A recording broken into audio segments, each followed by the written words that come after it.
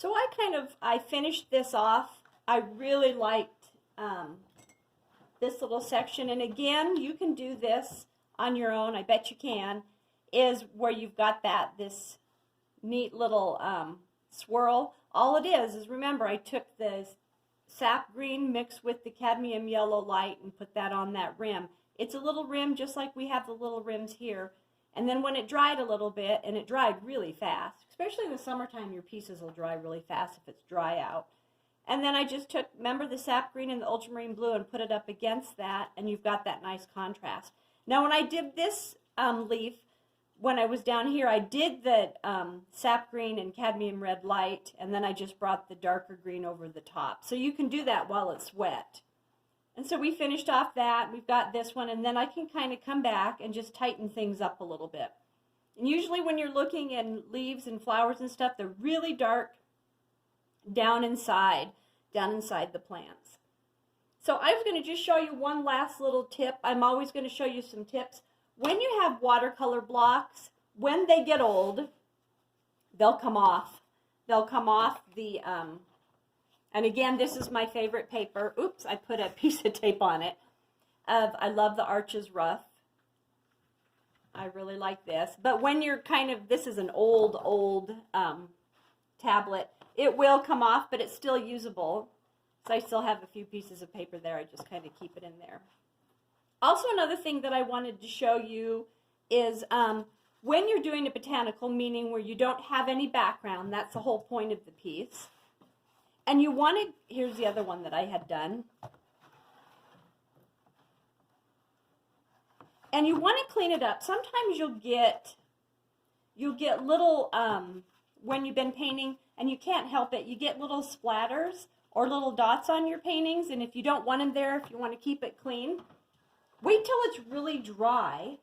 Wait till it's super dry with the hairdryer. Hit it with the hairdryer. And you can take a little blade, if you have like a Dexter blade or any kind of blade, and be real careful. You can take your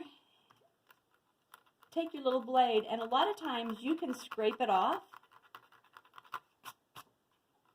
And like some of these little imperfections, if you don't want the splatter. And look at this one, you can scrape it off as long as it's dry. If it's wet, you won't be able to do it, but you can do it when it's dry. You can hit it with that, and then after you've done it, if your paper has a little bit of the little fibers of it are kind of sticking up, then you can take a white eraser, and you can just kind of erase where you scraped off the little splatter, and then you can just kind of get it off, and you've cleaned it up. Because I have a few other little splatters here.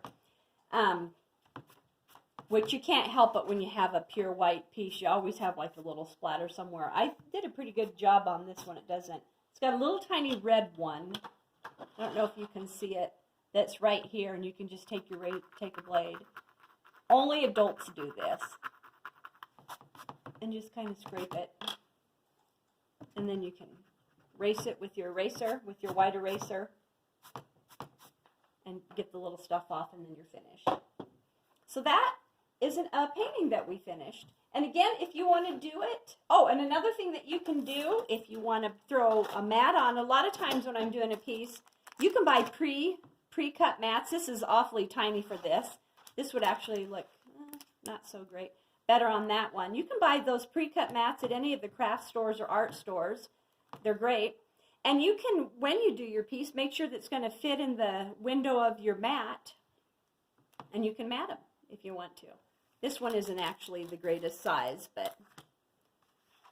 And then here's if you want to do a flower without the cuts. Kind of gives you a look, the difference between them. And then there's the one with the cuts, with the tiger cuts. And then this is the one we did today. So we're pretty close.